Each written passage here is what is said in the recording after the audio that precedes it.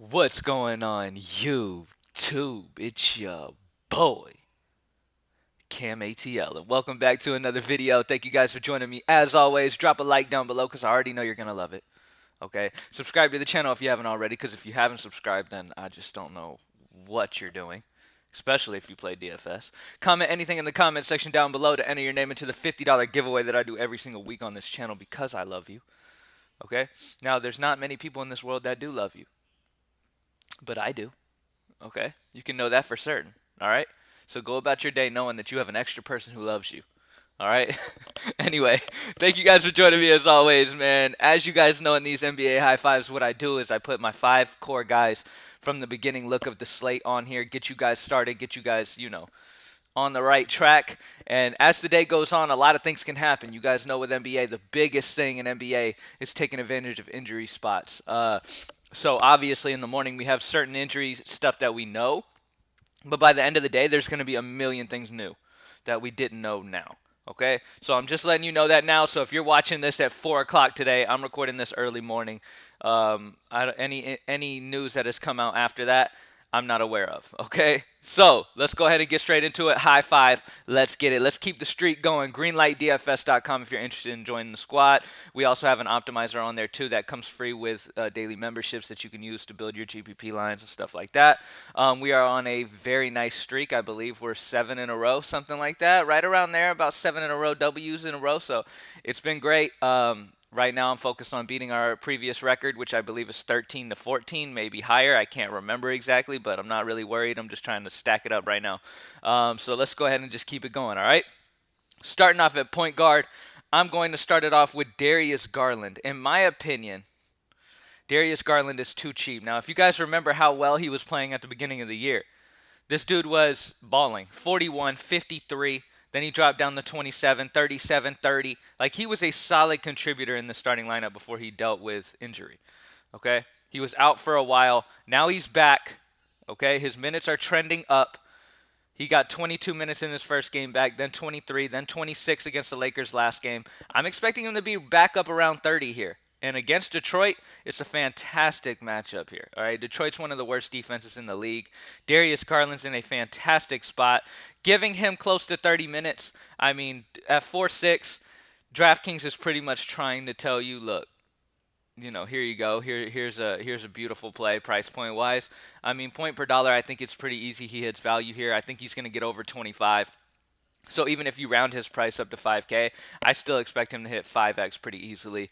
And so yeah, Garland's a very solid option. I'm honestly, if I had to guess, I'm thinking he drops a 30. 28-30 range is what my kind of brain is telling me he's probably going to hit. And at 4.6, he just seems too cheap at home in Cleveland going against a bad defense like Detroit. All right.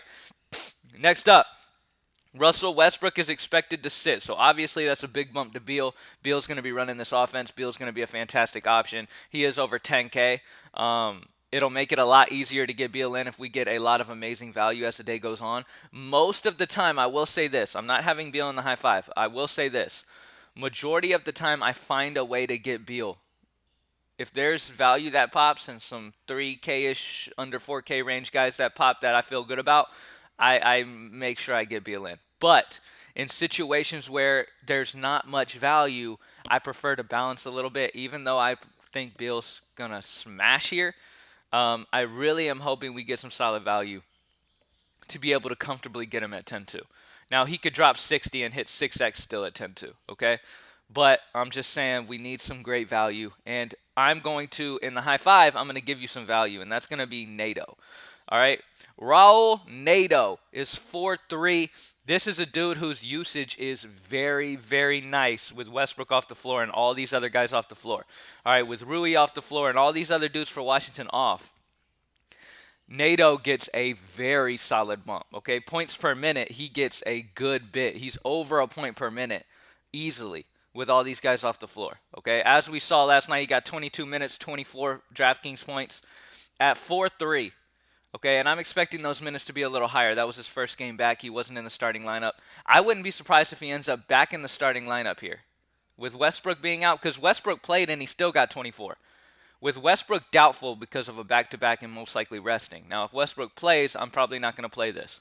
Okay? But if Westbrook's out, like I'm expecting him to be, Neto should start at point guard, and he is a fantastic value at 4-3, and he's going to be one of the values that I grab on this slate if Westbrook does, in fact, end up out. Like I said, with Westbrook off the floor, Rui, and all these guys off the floor for Washington and them being so thin, Nato has easily over a point per minute. So depending on how many minutes he's supposed to get, if Westbrook's out, I expect 25 to 30.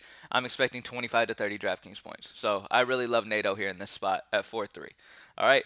Next up, a guy who's been balling, and I really like this kid, Deandre Ayton. 7-3 seems a little too cheap for this kid right now. He dropped 44 against Memphis, 62 against Houston, 48 against Denver, and then 38 against Denver again. Now he gets to go against an OKC squad that doesn't have Steven Adams anymore. And Al Horford's out for personal reasons. I believe he had a baby. Okay? So with Al Horford out, let me just verify real quick. Let me just verify one more time before I get too deep into it that Al Horford is in fact still out, because I know he was just out for personal. Al Horford is questionable right now. If Al Horford plays, that takes Ayton down a little bit. But at the end of the day, Steven Adams not being down there, and that size of Steven Adams not being down there, Ayton should be able to score with ease down low. At 7-3, I really love him at home in Phoenix right now. And like I said, he's been playing really, really well this year. So DeAndre Ayton, I really, really love him. Another guy that's a fantastic option today is Stephen Curry. Now, he's 1,000, almost 1,000. He's 900 less than Bradley Beal. Almost 1,000 less than Bradley Beal at home in Golden State, going against the best matchup for point guards in the league in Minnesota. Okay? Minnesota's been really, really bad defensively all around. So playing guys against Minnesota always seems to work out. But Stephen Curry is a guy who can drop that 70 on your head. Okay? And at 9-3, he is a guy that has crazy upside. He has the upside of Bradley Beal. Now, Bradley Beal's missing a lot more people and has a higher usage and everything with Westbrook, especially with Westbrook off.